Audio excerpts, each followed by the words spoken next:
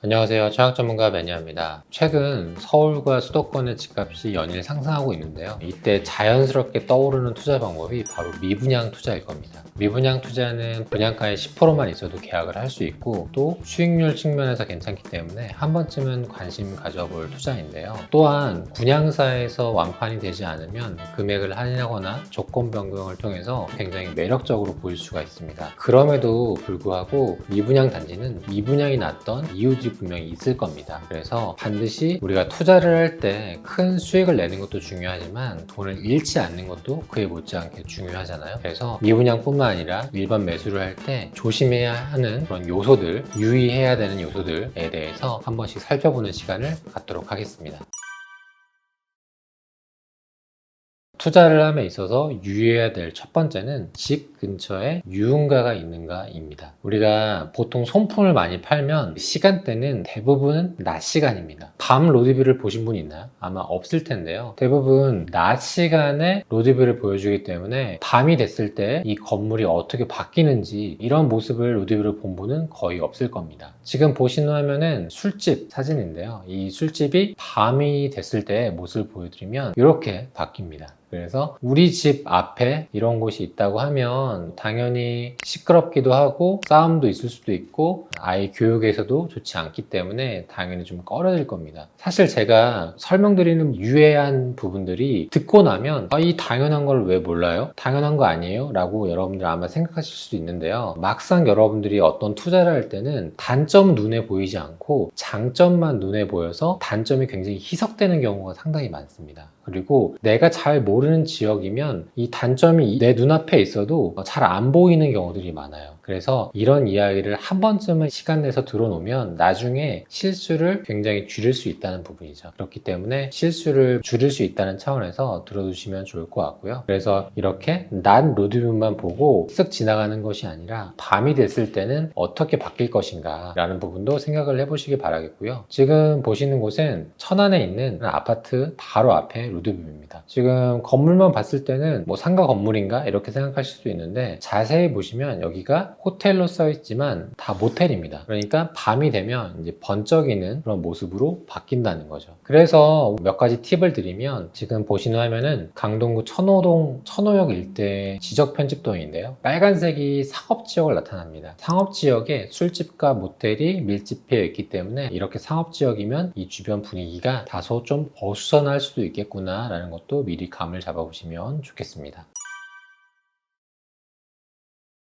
청약을 함에 있어서 유의해야 될 두 번째 요소는요, 바로 소규모 단지입니다. 우리가 아파트, 특히나 대단지 아파트를 선호하는 이유는 뭔가요? 아무래도 내가 하루 종일 좁은 사무실에서 일을 하다가 주말이 되면 내 집 앞에 공원이 있고 멀리 가지 않아도 자연을 누릴 수 있다는 것이 대단지 아파트를 사는 이유 중에 하나일 텐데요. 보시는 화면처럼 이렇게 계절별로 나무가 있기 때문에 조금 더 편안한 마음을 가질 수가 있죠. 그리고 요즘 신축 아파트에는 이렇게 조경시설도 잘 되어 있기 때문에 만족도가 굉장히 높은 부분 중에 하나가 이런 요소를 갖추었기 때문입니다. 그런데 반대로 서울 같은 경우에는 이렇게 한 동짜리 내지는 두 동짜리 아파트가 분양을 하는 경우들이 있거든요. 근데 이런 아파트는 해당 아파트의 단지 배치도를 보면 이렇게 한 동만 있습니다. 그러니까 앞서 보여드렸던 것처럼 뭐 놀이터나 조경이나 이런 것들이 구비될 공간이 전혀 없는 거죠. 그렇기 때문에 이 소규모 단지는 되도록이면은 조금 주의하시면 좋겠다라는 말씀을 드리고 싶고, 다만 이 소규모 단지가 분양하는 곳들의 특징이 대체적으로 이렇게 상업지역에 분양하는 경우가 많습니다. 그래서 해당 동 자체는 파급력은 떨어지지만 이 주변으로 지하철을 도보권으로 이용할 수 있는 곳들도 있기 때문에 장점과 단점이 동시에 녹아져 있다는 부분도 참고하시면 좋을 것 같습니다.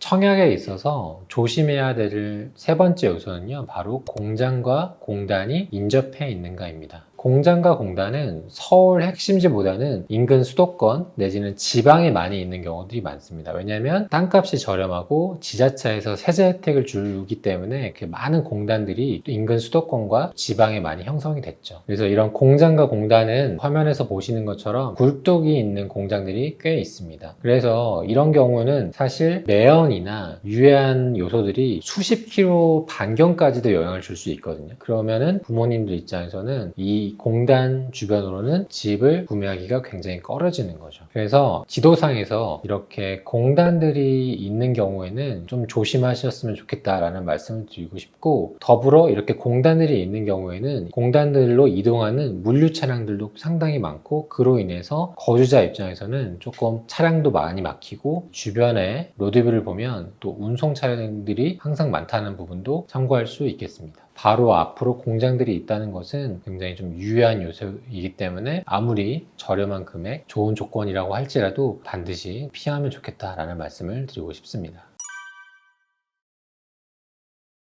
다음으로 청약하는 데 있어서 주의해야 될 다음 요소는요, 바로 교통 불편입니다. 교통 체증이라고도 말씀드릴 수 있는데요. 여러분들 출퇴근 시간에 이렇게 기싸움 하는 경우 직접 경험하셨거나 보신 적도 있을 겁니다. 키로수가 짧다고 해서 그 지역까지 가는 시간마저 짧은 것은 아니거든요. 왜냐하면 이렇게 출근과 퇴근 시간에 많은 차량들이 한데 모이면 뭐 아무리 짧은 키로수라고 할지라도 많은 시간이 걸릴 수도 있다는 거죠. 그래서 아파트를 구매하기 전에 교통 체증에 대한 부분도 한 번씩 확인하는 것이 중요합니다. 지금 보시는 화면은 광화문 일대 교통 체증 현황인데요. 광화문 일대에서 운전해 보시는 분들 아시겠지만 차가 출퇴근 시간을 제외하고서라도 항상 많습니다. 그러니까 그만큼 차를 갖고 진입하기 굉장히 힘든 그런 입지이고요. 그 말인즉슨 지하철 인근의 집값이 굉장히 프리미엄이 강하다라고 해석을 할 수 있는 거죠. 제가 방금 보여드렸던 이 광화문 일대의 모습인데요. 광화문 일대 대장 아파트라고 불리는 이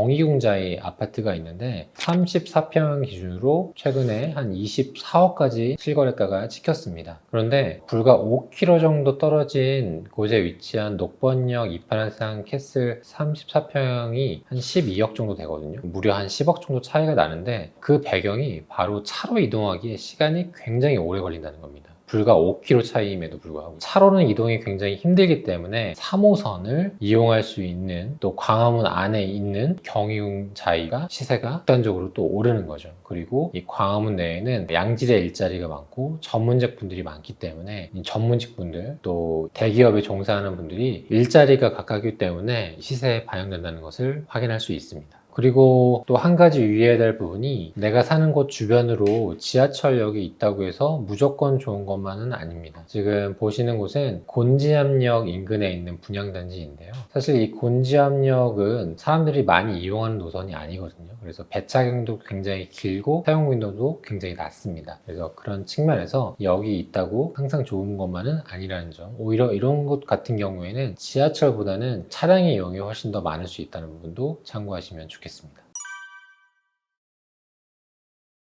청약할 때 있어서 유의해야 될 부분, 다음으로는요, 바로 지형이 불편할 경우입니다. 우리가 지도를 본다는 것은 경사도까지는 알기가 좀 어려운데요. 지금 보시는 곳은 인천시 동구입니다. 인천시 동구는 인천의 대표적인 구도심이기 때문에 길이 고르지 않고 경사가 심한 곳 중에 한 곳인데요. 우리가 호객노노상에 보면 이렇게 경사를 알 수도 있습니다. 그래서 이렇게 색깔이 진할수록 경사가 굉장히 심하다라는 걸 알 수 있는데요. 사실 이 호객노노 데이터만으로는 이곳이 얼마만큼의 경사인지 알기는 사실 좀 어렵고요. 정확하게 경사를 느끼려면 현장을 가보거나 현장에 가서 차를 이용해서 느껴보는 것이 가장 정확합니다. 지금 로드뷰상으로는 경사가 별로 안 심한데? 라고 생각하실 수도 있지만 생각보다 심합니다. 그래서 그런 단차를 극복하기 위해서 이렇게 군데군데 계단과 이런 옹벽이 있는 모습을 확인할 수 있을 겁니다. 그리고 참고로 알아두셔야 될 부분이, 부산 같은 경우에는 80%에서 90% 지역이 대부분 다 경사가 잦습니다. 그래서 경사가 있는 곳이라고 해서 안 좋은 게 아니라, 부산 같은 경우에는 대부분 지역이 다 경사진 곳이기 때문에 그냥 그렇구나 라고 덤덤하게 넘길 수 있다는 거죠. 그래서 이런 유해한 요소, 프리미엄 요소는 모두 상대적인 거다라는 부분을 꼭 기억해 주시기 바라겠습니다.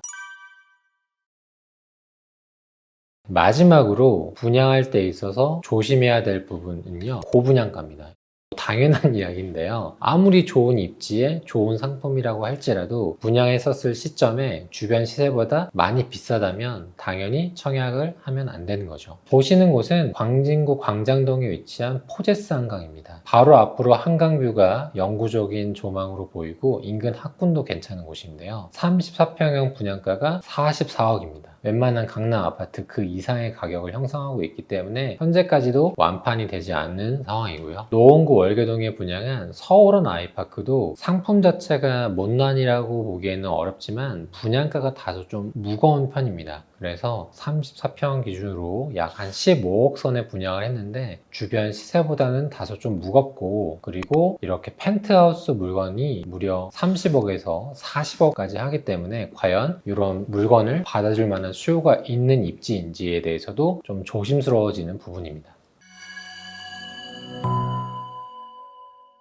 오늘은 청약이나 내지는 미분양 단지 일반 매수 투자하는 데 있어서 프리미엄 요소가 아닌 조심해야 되는 그런 요소에 대해서 살펴보았습니다. 그래서 우리가 투자를 통해서 큰 수익을 내기 전에 내 소중한 투자금을 잃지 않는 것이 무엇보다 영순이라는 점을 기억해 주시면 좋겠다는 측면에서 이 영상을 찍게 되었고요. 오늘 참고로 등장했던 단지를 혹여 소유하고 있거나 내지는 그 주변에 주택을 소유하고 있다고 하는 분들이라면 너무 속상해하지 마시고, 저는 이제 객관적인 정보를 드리기 위함이니 오해하지는 않으셨으면 좋을 것 같습니다. 오늘 설명드린 부분을 체크리스트처럼 잘 활용하셔서 실패하지 않는 안정적인 투자하시길 바라겠습니다. 오늘 제가 준비한 영상은 여기까지고요. 또 다음에 유익한 영상을 가지고 찾아뵙겠습니다. 감사합니다.